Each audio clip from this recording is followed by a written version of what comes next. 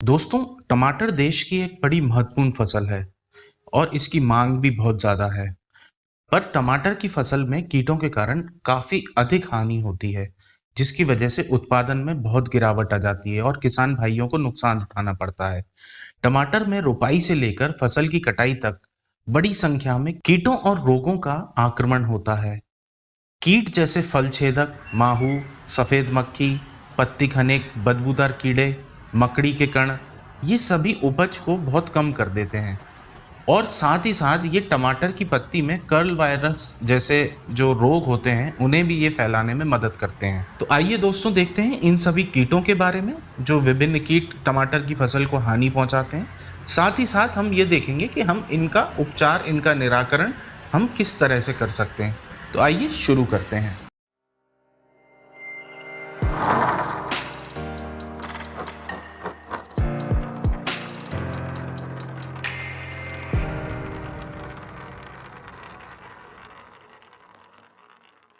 चने की सुंडी, इसे हेलिकोपर्बा आर्मीजेरा भी कहा जाता है। यह टमाटर को बहुत नुकसान पहुंचाता है।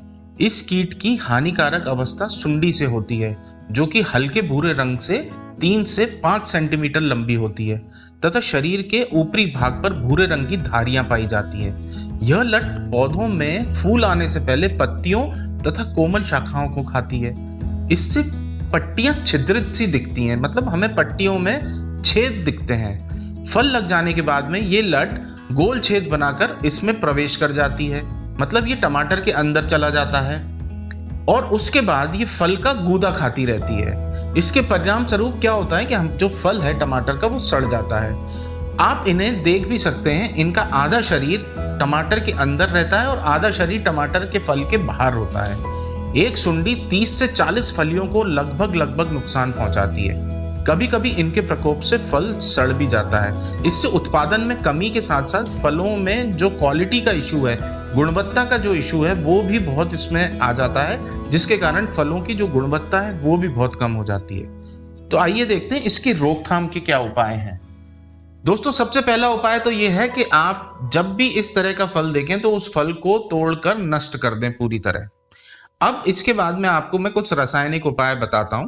पर दोस्तों, एक चीज हमेशा ध्यान रखिएगा कि जो भी हम रासायनिक कीटनाशक का उपयोग कर रहे हैं उसका हमें बार बार उपयोग नहीं करना है। यदि हमने एक बार इमामेक्टिन बेंजोइट 5% SG का इस्तेमाल किया है तो अगली बार हमें किसी दूसरे कीटनाशी का इस्तेमाल करना चाहिए।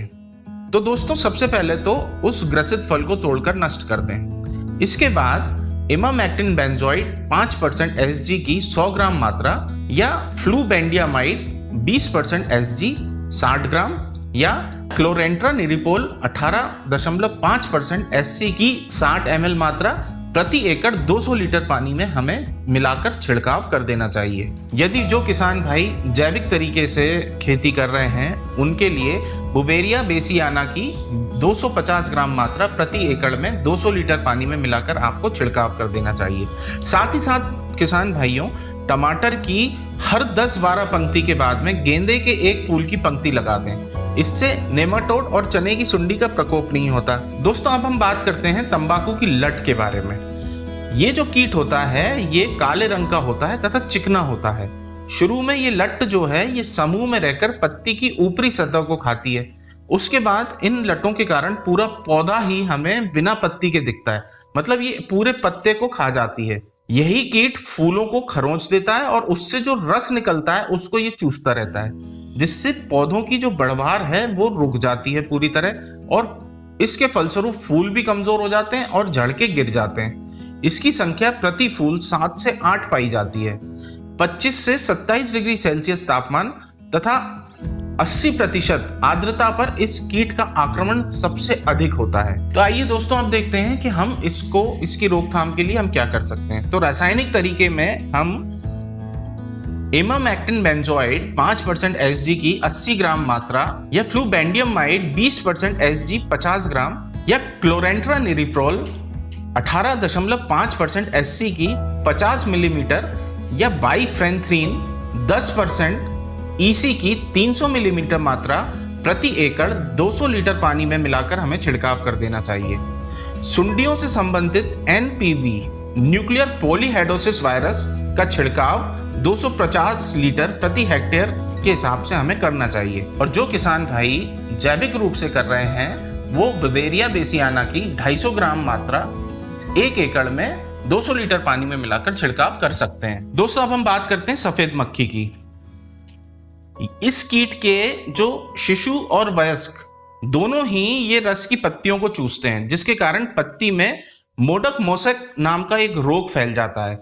ये सफेद कीट पत्ती के नीचे रहकर पत्ती को नुकसान पहुंचाते रहते हैं तथा काले रंग की फफूंद का प्रकोप बढ़ा देते हैं।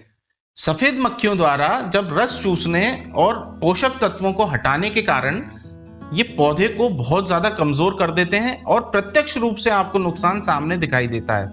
अगर पौधों के आसपास पानी भरा हुआ है तो नुकसान और भी ज्यादा हो जाता है, मतलब और गंभीर हो सकता है। तो आइए देखते हैं इसको रोकने के क्या उपाय हैं। एसिटामिप्रिड 20% एसपी की 100 ग्राम मात्रा या एसीफेट 50%, इसके साथ में इमिडाक्लोप्रिड 8% एसपी की 400 ग्राम मात्रा या पायरोक्सीफिन 10% के साथ में बाइफ्रेंथ्रीन 10% ईसी की 200 मिलीलीटर की जो मात्रा है उसे 200 लीटर पानी में मिलाकर 1 एकड़ खेत में छिड़काव कर दें। इसके बाद वयस्क मक्खी को आकर्षित करने के लिए पीला चिपचिपा जाल पूरे खेत में आप स्थापित कर दें।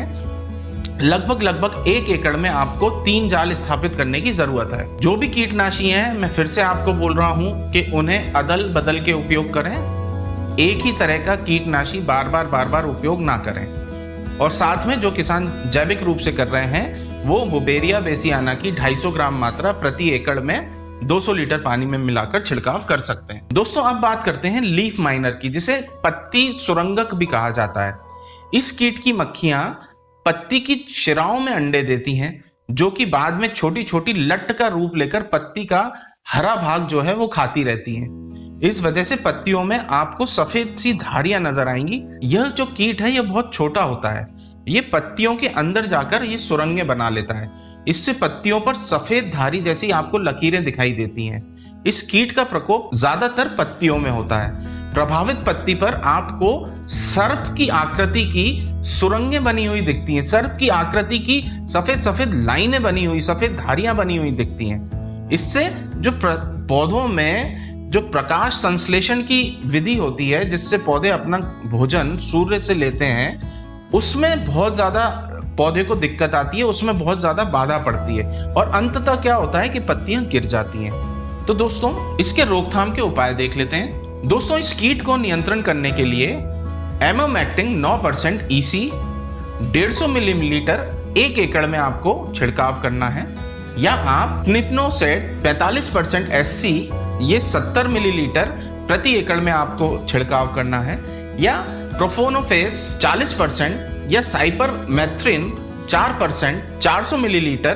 प्रति एकड़ की दर से आपको छिड़काव करना है। जैविक उपचार के रूप में आप बवेरिया बेसियाना को 250 ग्राम प्रति एकड़ की दर से छिड़काव कर सकते हैं। दोस्तों अब बात करते हैं एफिड की। एफिड मतलब जिसे माहू भी कहा जाता है। ये एक नरम शरीर वाला नाशपाती के आकार का एक कीड़ा होता है। इसका पेट फैला होता है तथा यह पंखहीन कीट होता है। आमतौर पर ये इसके पंख नहीं होते हैं। यह झुंड में मिलता है तथा यह पत्तों को मोड़ने के साथ साथ एक चिपचिपा सा शहदनुमा पदार्थ छोड़ता है, जिस पर मोल्ड बढ़ता जाता है। इसके कीट के शिशु और वयस्क दोनों ही पत्ती और ऊपरी टहनियों का रस चूसकर पौधे की पत्तियों को पीला कर देते हैं और पत्तियां नीचे झुक जाती हैं और अंततः वो गिर जाती हैं। तो दोस्तों देखते हैं इसके रोकथाम के लिए हमें क्या करना चाहिए।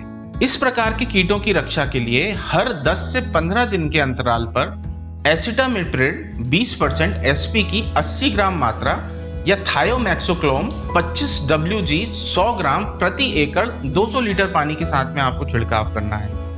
इसके अलावा आप इमिडाक्लोप्रिड 200 SL 5 मिलीलीटर प्रति लीटर में मिलाके या डाइमेथोएट 30 EC 1 मिलीलीटर प्रति लीटर में मिलाकर इस दर से आप छिड़काव कर सकते हैं। जैविक उपचार के रूप में बवेरिया बेसियाना 250 ग्राम प्रति एकड़ की दर से आप छिड़काव कर सकते हैं। अब दोस्तों हम बात करते हैं कि एक मकड़ी नुमा लाल रंग का घुन लग जाता है। मकड़ी जैसे लाल रंग का घुन पत्ते के नीचे धागे नुमा आकृति बनाकर उसका रस चूसता रहता है। इससे पत्ते का ऊपरी भाग पीले रंग का दिखाई देता है। बाद में जो पत्ता है वो मुड़कर पूरी तरह से सूख जाता है, जिससे पैदावार पर बहुत प्रतिकूल प्रभाव पड़ता है।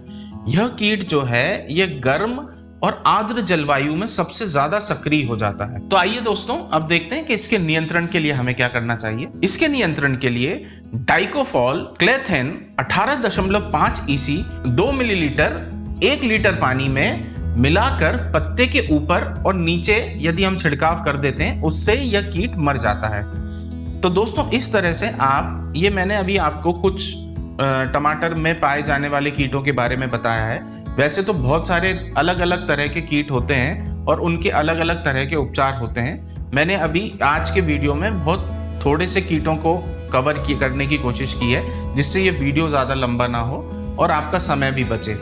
तो दोस्तों आशा करते हैं आपको ये वीडियो पसंद आएगा। आप हमारे चैनल को लाइक, सब्सक्राइब एंड शेयर कर सकते हैं। और दोस्तों अपने दूसरे किसान भाइयों के साथ में शेयर करें। ये जानकारी कहीं ना कहीं हो सकता है ये आपकी पैदावार और आपकी इनकम को बढ़ाने में आपका सहयोग ही दे।